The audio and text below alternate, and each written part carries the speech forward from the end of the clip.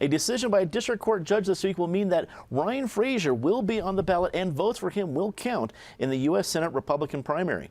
The primary Senate candidates debated here in our studios this week, and that debate will be broadcast on Friday, June 10th at 9 p.m. It's already available online at cpt12.org. Eric, you joined me on that panel for the debate. What were your impressions of now the 5 official candidates that are eligible to receive votes in the primary? Well, as we were talking before we taped, somebody said who was watching the show, I think it was part of our crew, that they looked like they were running for, senator from Colorado Springs as opposed to senator from Colorado. There was an element of that. That's how primaries are waged these days. If it was a Democratic primary, you look like you're running for senator from Boulder or Aspen. That's the nature of the game. I thought the one outlier is this gentleman, Jack Graham from Fort Collins. I don't know that Bennett is going to be seriously challenged, but if there was a serious challenger in there, it might look to me like Jack Graham. He's less the cookie-cutter Republican. He is much more centrist of thought. He could appeal to some centrists in November that perhaps some of the other candidates would struggle with. This whole petition process, I mean, I've been on record for 20 years about our caucus and convention process being archaic. If we're going to have this petition alternative, it needs to be cleaned up and simplified. I think this whole experience has shown many flaws in the system. That said, a lot of conservatives, and we talked about this in debate, they all talk about being strict constructionists. The law means what the law means.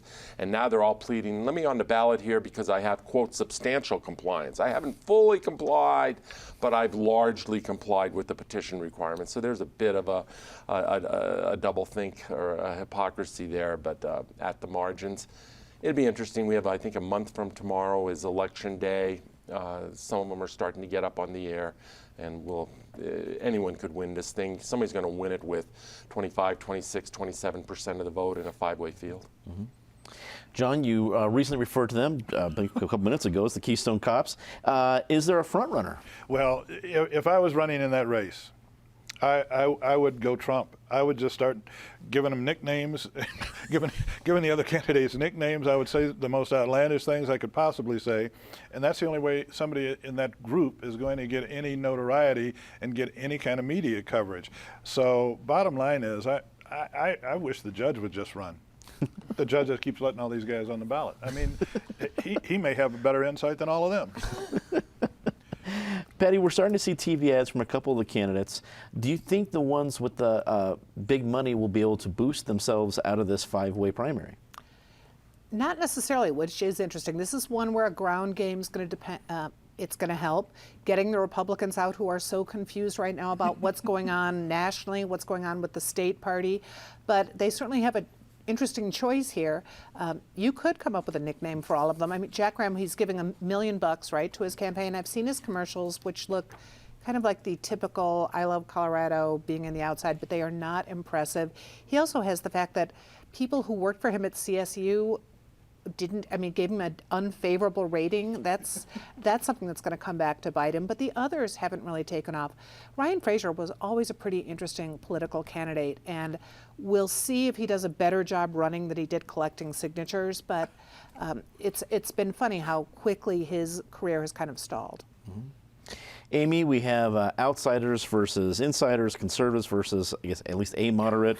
Who has the edge in the 5-way race? Oh my gosh, I'm the worst political prognosticator. I mean, you fit in well in the panel then. I give weathermen more credit for getting forecasts right than what I could do. I'm sort of, I got to say, I kind of agree. Go Trump, go populist. You'll be.